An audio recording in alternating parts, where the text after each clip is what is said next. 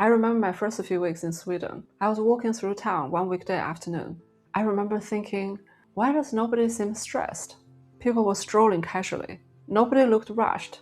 Nobody looked worried. Every now and then, I had to remind myself to walk a bit slower, just to blend in.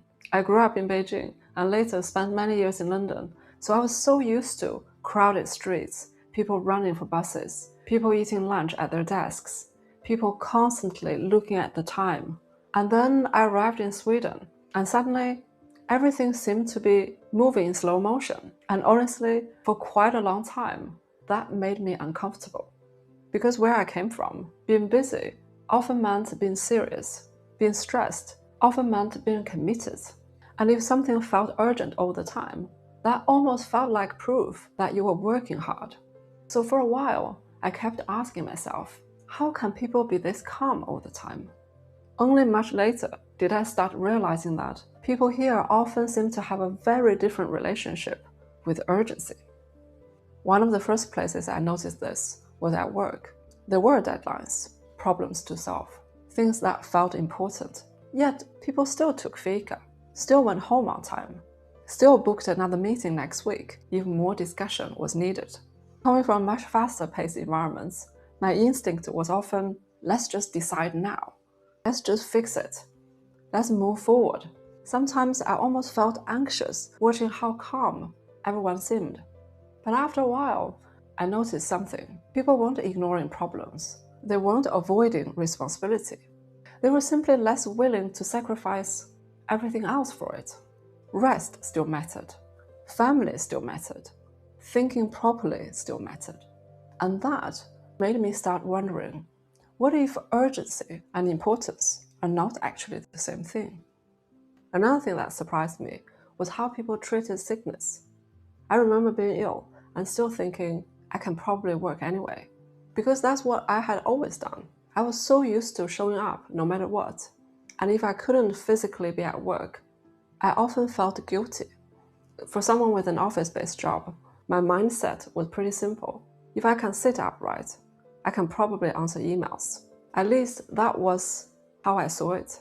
But in Sweden, people often reacted very differently. Almost like, why are you working if you're sick? Not in a harsh way, but in a genuinely confused way. And it took me quite a while to understand that reaction. Because underneath, it was a completely different assumption. Health is not something you sacrifice for productivity.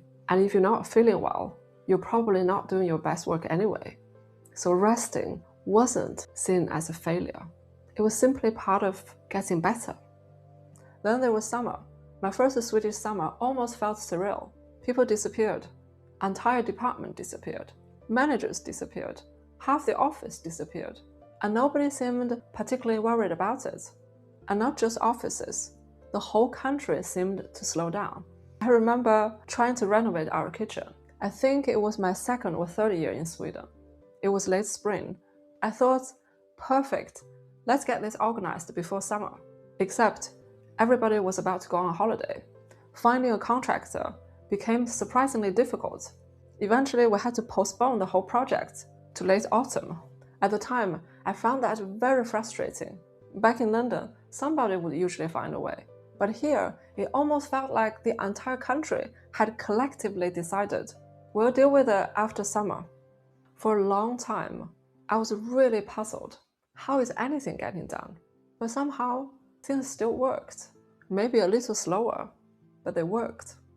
And it challenged another assumption I had carried for years, that everything always needed to keep moving. And it wasn't only work. I noticed it in everyday life too. People sitting outside having coffee, families taking the most of a sunny evening, someone taking a walk in the forest instead of rushing somewhere. And generally, fewer people seem to move through the day as if they were constantly late for something. At first, I interpreted that as a lack of ambition, or people simply not caring enough. Looking back now, I think I completely misunderstood it. Because people do care. People work hard. Many people are highly driven. They just don't seem to believe that life should constantly feel rushed. And perhaps the biggest surprise for me was this. For years, I felt guilty doing those things myself. If I had a free afternoon, part of me felt I should be using it more productively. Learning to sit by a lake, doing nothing, without feeling guilty might sound ridiculous, but honestly, it probably took me longer than learning Swedish. Now, I'm not saying Sweden is perfect, and I certainly haven't completely changed. I still become impatient. I still feel the need to rush. I still feel guilty resting sometimes. And yes, sometimes I still find the slower pace frustrating too. Old habits run deep. But living here has made me question something.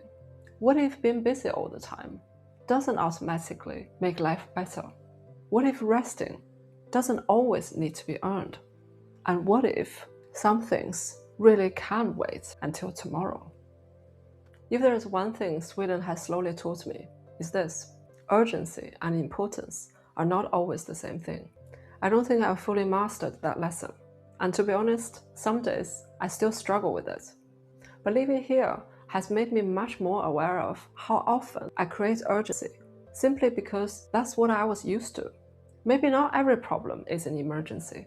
Maybe not everything needs to happen immediately.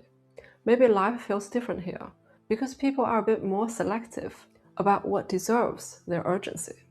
I'd love to hear your thoughts.